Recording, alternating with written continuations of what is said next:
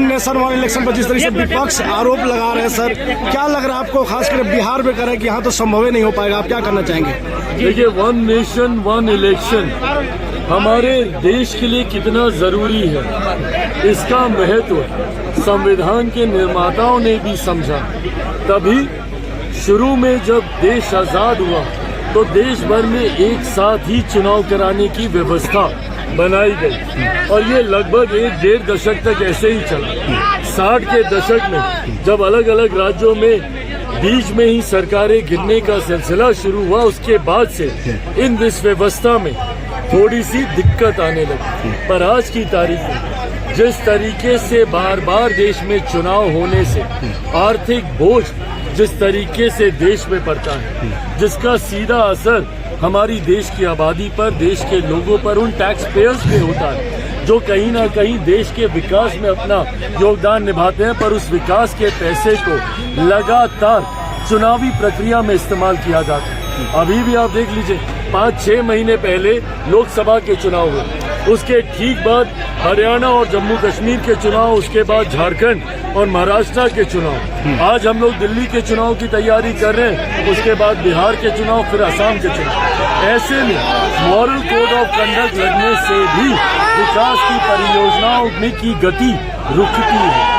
ऐसे में जरूरी है और सेना का डिप्लॉयमेंट भी, जिस सेना की जिम्मेदारी देश की सुरक्षा की है, वो समय समय पर अलग अलग राज्यों में हो रहे चुनाव में व्यस्त रहते हैं। ऐसे में जरूरत है और देश के लोग आज की तारीख में इतने जानकार हैं, इतनी जानकारी है उनको कि भारत के संघीय ढांचे को समझते हुए जहां लोकसभा में अलग सोच से मतदान, तो विधानसभा का अलग सोच का मतदान होता है। इसी बार लोकसभा में देख लीजिए, जिन राज्यों में 7 में विधानसभा के चुनाव हुए, आंध्र प्रदेश उसका उदाहरण है, जहां लोकसभा में मतदान दूसरी सोच के साथ हुआ, तो वहीं आंध्र में स्थानीय सरकार को चुनने का देश की जनता ने काम किया।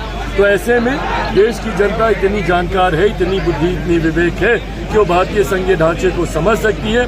विपक्ष को अगर चिंता है तो मेरिट्स पे बात करें, हम लोग तैयार हैं और लाने के बाद संभवतः हम लोग इस वन नेशन वन इलेक्शन को हम लोग जेपीसी में भी लेकर हम लोग जाएंगे, कमेटी के समक्ष भी लेकर जाएंगे।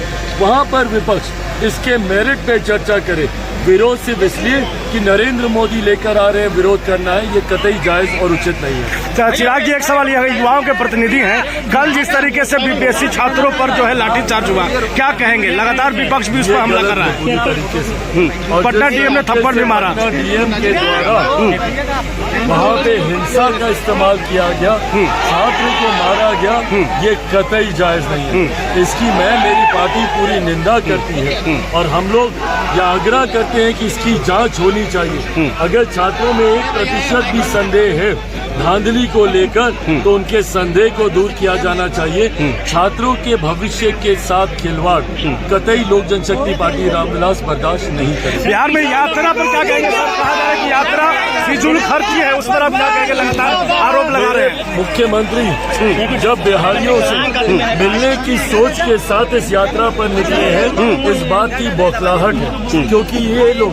कभी जनता के बीच जाते नहीं हैं। ये लोग अपने घर के दरवाजे भी बिहार की जनता के लिए बंद करके रखते हैं। तो ऐसे में क्यों मुख्यमंत्री जा रहे हैं, इस बात से विपक्ष घबराया हुआ है। तभी राजद के राष्ट्रीय अध्यक्ष ने तो ऐसी अशोभनीय बात कर दी महिलाओं को लेकर, जिसकी हम लोग कल्पना भी नहीं कर सकते। वो हम सब के लिए आदरणीय है। आदरणीय लालू जी वो इस तरीके की बातें कर रहे हैं मुख्यमंत्री को लेकर।